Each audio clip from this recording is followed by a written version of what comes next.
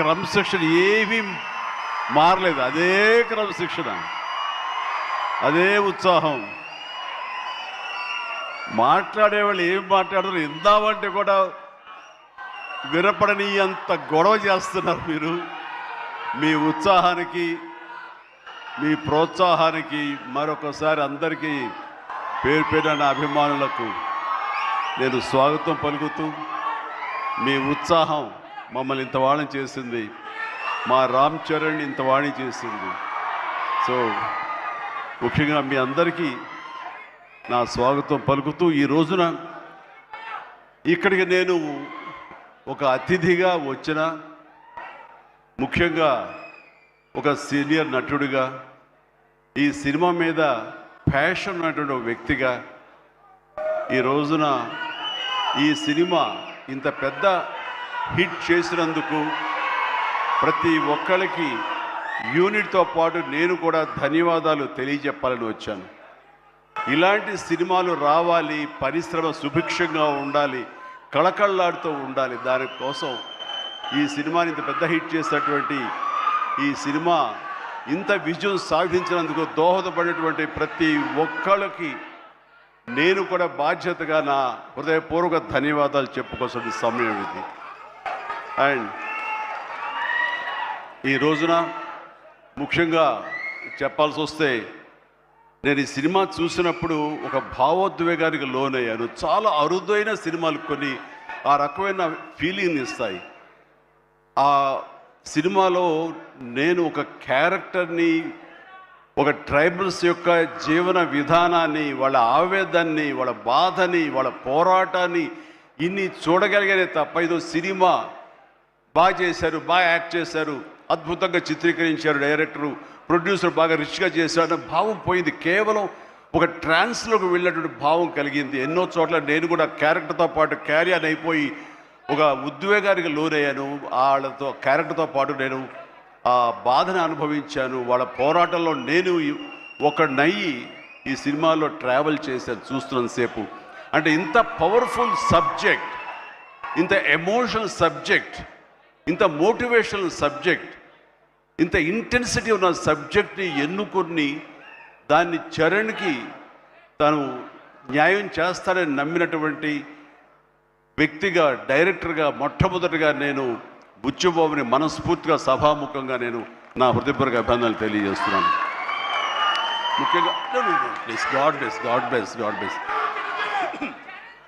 తను విలేజ్లో పెరిగిన వ్యక్తి, విలేజ్లో వాళ్ళ మనస్తత్వాలు తెలిసిన మనిషి.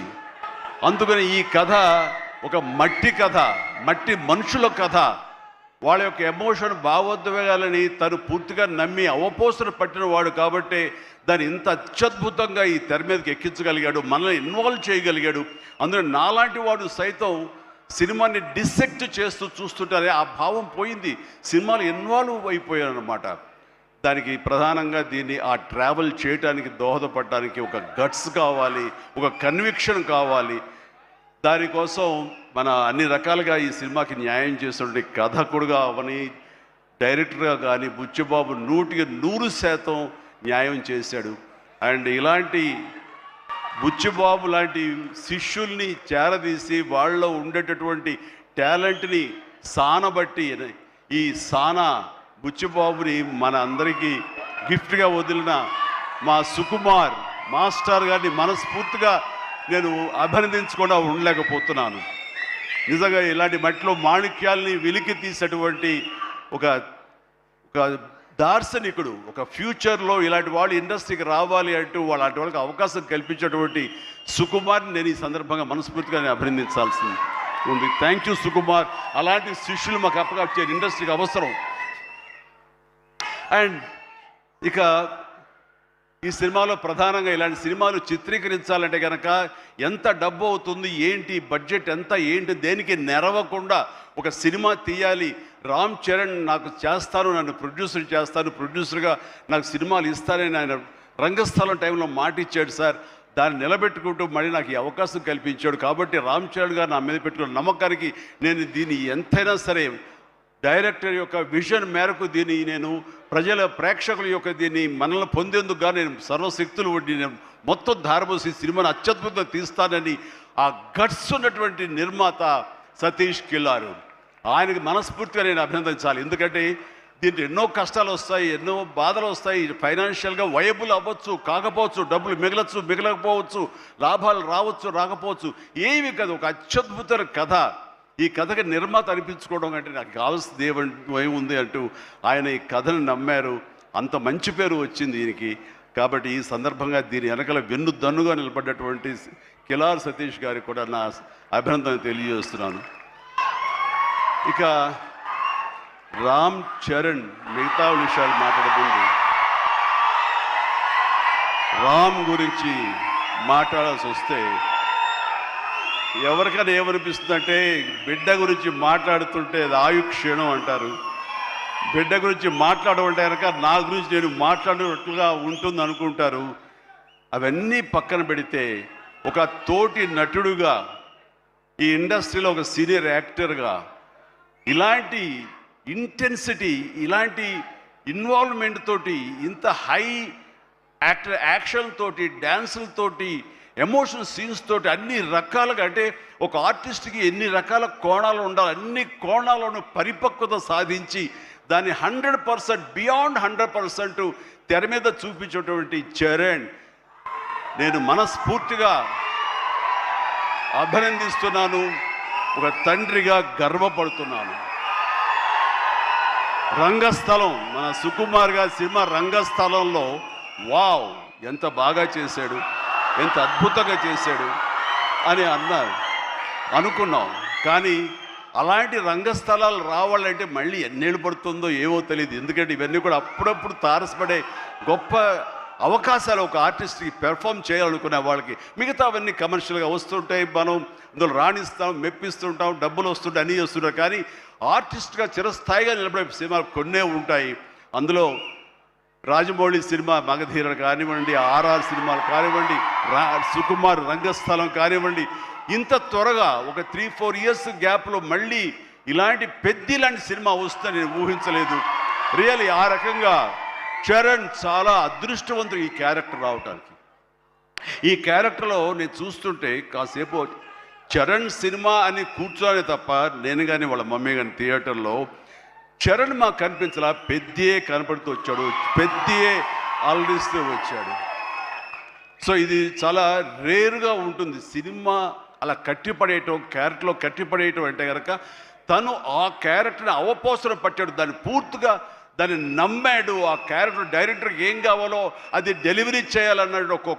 ఒకే ఒక సంకల్పంతో ఉండకపోతే, అంత కఠోరంగా దాన్ని నమ్మి వెళ్ళకపోతే అతడు ఖచ్చితంగా ఇందులో ఇంత సక్సెస్ అయ్యేవాడు కాదు. ఇంతమంది చేత ఇలా శభాష్ అనిపించుకునేవాడు కాదు. చెప్పాలంటే ఈ సినిమా చరణ్ మనల్ని సంతోషపెట్టాడు, మన చేత ఆనందంగా గెంతులు వేయించాడు, మన చేత బాధ పెట్టాడు, ఆ బాధకు మనం లోనయ్యేలా చేశాడు, ఆఖరికి విజయం సాధించాడు. ఇలాగా ఎన్ని రకాలుగా చూసుకున్నా సరే ఈ పెద్ద క్యారెక్టర్లో తను రాణించిన విధానానికి, తను పడ్డ కష్టానికి నేను మనస్ఫూర్తిగా నా అభినందనలు తెలియజేస్తూ మరొక ఎన్నో విషయాలు చెప్పాలి. అందులో మరొక విషయం ఏంటంటే ఆర్టిస్టులు అనేవాళ్ళు వాళ్ళ క్యారెక్టర్లో ఎమోషన్ వాళ్ళు ఓన్ చేసుకుని ఫీల్ అవ్వాలి తప్ప వాళ్ళు ముఖవళికలతోటి, ఫేషియల్ ఎక్స్ప్రెషన్స్ తోటి, ఫేషియల్ మజిల్స్ తోటి రాణించి రక్తి కట్టించాలన్నది పెర్ఫెక్ట్ యాక్షన్ కాదు. చాలామంది గొప్ప యాక్టర్లు ఉంటారు, వాళ్ళందరూ కూడా వాళ్ళు తెర మీద బాధపడుతూ మనల్ని బాధ పెడతారు. కానీ లోపల ఉన్న ఫీల్ని వాళ్ళు ఫీల్ అవుతూ తన మనసు లోపల అంతర్గతంగా ఏమి ఫీల్ అవుతాడో దాన్ని కళ్ళ ద్వారా మాత్రమే చూపిస్తూ మనల్ని కంటదరి పెట్టించే విధంగా చేశాడే, అది పరిపూర్ణమైనటువంటి నటన, పరిపక్వత ఉన్నటువంటి నటన. ఈ రోజున రామ్ చరణ్లో పరిపూర్ణత, పరిపక్వతను నేను 100% నేను సాటిస్ఫై అయ్యే విధంగా చేయగలిగాడు. మీరందరూ కూడా ఆశీస్సులు అందించే విధంగా, దాన్ని ఆమోదించే విధంగా ఈ రోజున తెర మీదకి కనిపించిందంటే కనుక అది తనని మనస్ఫూర్తిగా ప్రతి ఒక్కళ్ళం అభినందించాల్సినటువంటి ఇది. ఇక సినిమాని మనసుతోటి ఎలా ఫీల్ అయ్యి చేశాడో అది అలా ఎగ్జిబిట్ అయింది కాబట్టి మన మనసును తాకాడు. అది పక్కన పెడితే ఏ రకంగా బాడీ